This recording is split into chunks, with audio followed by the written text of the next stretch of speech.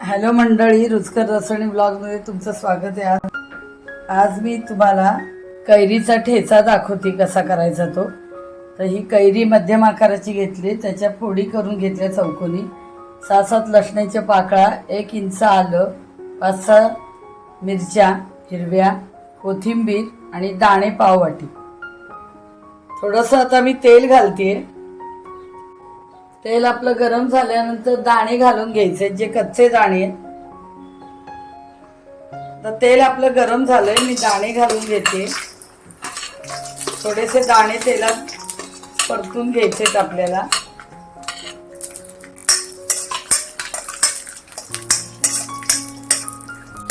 आता लसूण घालते,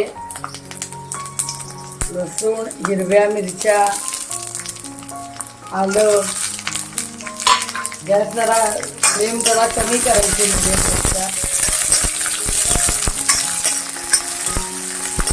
मिरचीला चांगले डाग आले पाहिजे। थोडासा लसूण चांगले, थोडेसे लसणावर पण डाग आले पाहिजे, इतपतच भाजून घ्यायचंय।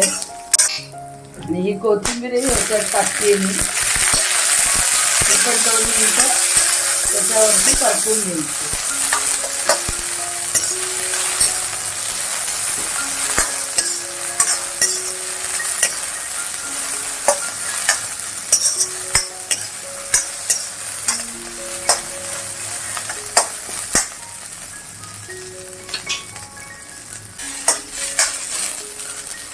आपल्या मिरचीला बघा हे डाग आले, तसे तळल्याचे, लसणाला डाग आले,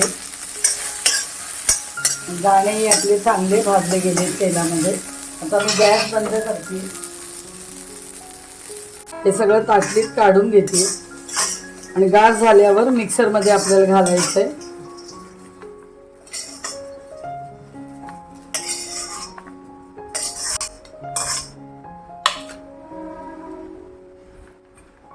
गार होऊन द्यायचंय। मिक्सर मध्ये घालून घेते आता मी।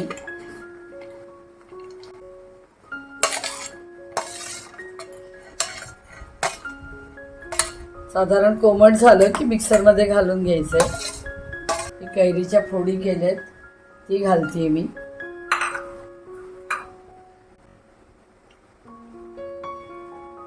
चवीनुसार मीठ घालायचं आणि हे जाडसर वाटून घ्यायचं, कारण हा कैरीचा ठेचा आहे। हा बघा, अशा पद्धतीने हे जाडसर वाटून घेतलंय मी। आता आपण ते जाडसर वाटून घेतले ते तुम्हाला मी दाखवलं। तर याच्यात तेल घालायचंय। हे सगळं लोखंडी कढईत करते मी। तेल गरम झालं की हा जो ठेचा मी केलाय, हा बघा, तो त्याच्यात थोडा परतून घेणार।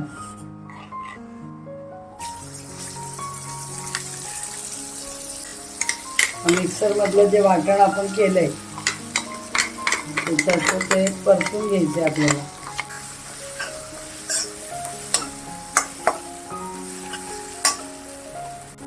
थोडीशी 5 चमचा हळद घालायची।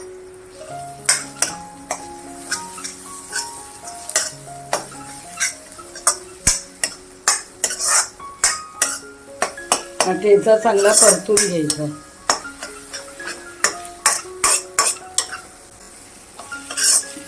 दोन 3 मिनिटं परतून घ्यायचा।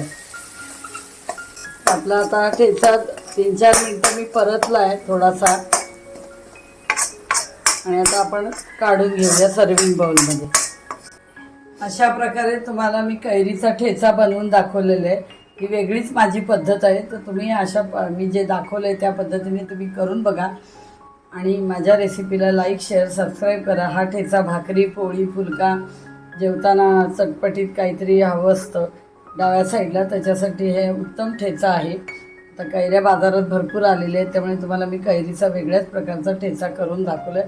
अतिशय हा चविष्ट लागतो, तुम्ही जरूर करून बघा आणि माझ्या रेसिपीला लाईक, शेअर, सबस्क्राईब करा आणि कॉमेंट्स करा। थँक्यू।